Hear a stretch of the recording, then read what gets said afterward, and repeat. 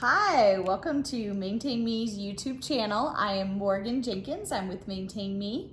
And I am Desiree Diaz, also with Maintain Me.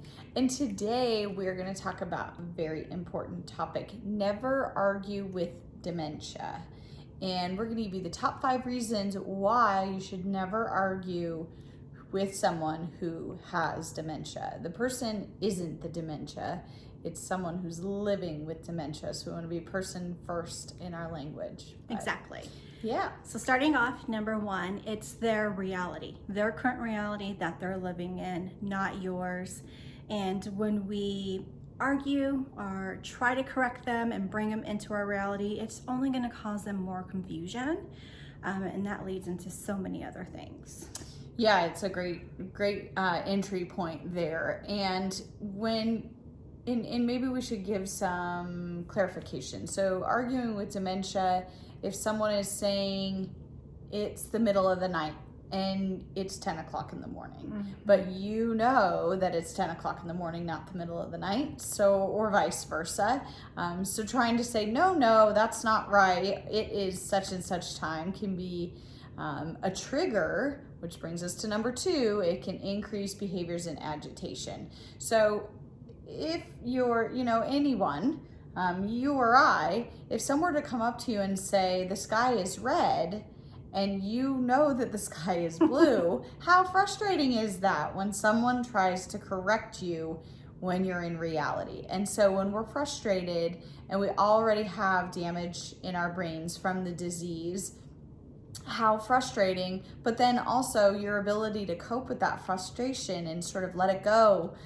When our brains are functioning normally, this is how we solve our problems. We cope and then we kind of let that go. And if you don't have that coping strategy anymore because of what's happening in your brain, it can make you uncomfortable, anxious, and what we see after that is agitation. It could be behaviors, it could be shouting out or striking or anything else, any other sort of acting out for you trying to make your voice heard when you're frustrated.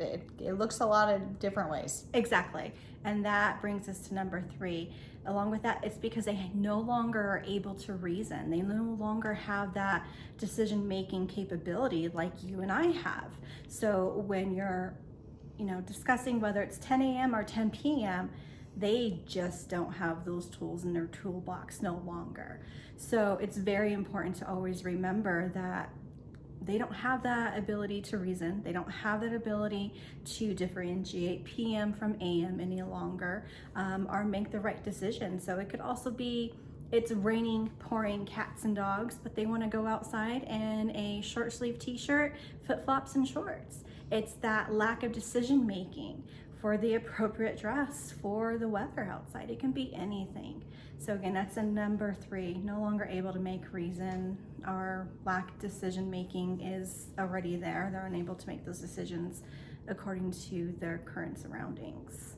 Yeah. So, and it goes into number 4. Number 4. So meet the individual where they are at, whether it's your loved one, maybe it's a neighbor, or you're a caregiver, or maybe you're just visiting. You work professionally in a senior living community, and you have an opportunity to meet someone living with dementia where they are at.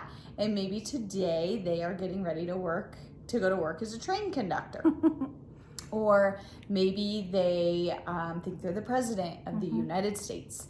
And so this is a perfect opportunity for you to use their reality and create meaningful engagement. And that's one of the hardest things to do when someone has damage in their brain, especially in the case of dementia, and it could be forgetfulness, is to create ways to meaningfully engage with them. Exactly.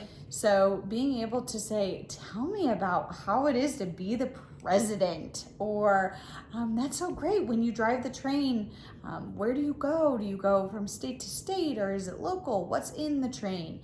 And this helps the person not only feel seen and heard, which we all need in life, but then it gives them an opportunity to talk about their past and for you to get to know them and really have meaningful engagement, even if it's only for that 1 or 2 minutes, and that person, they may not remember what you say, as the old adage goes, but someone will always remember how you make them feel.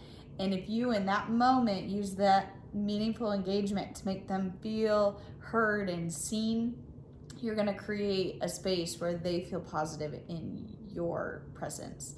So that's really important too. Yeah, and that goes hand in hand with number 5. It improves quality of life for them and for you. And just like Morgan mentioned, whether you're the caregiver or you're visiting your loved one in a community, or you're working in a community, it improves quality of life on both ends, not only for the resident who is suffering from dementia.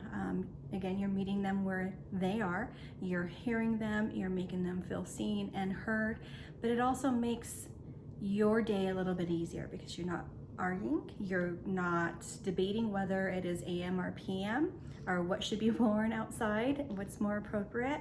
You're meeting them where they are, and that relieves a lot of pressure and heartache. It really does. Especially if you're a caregiver taking care of a loved one at home with dementia, it's hard. It is very hard, and every day is different.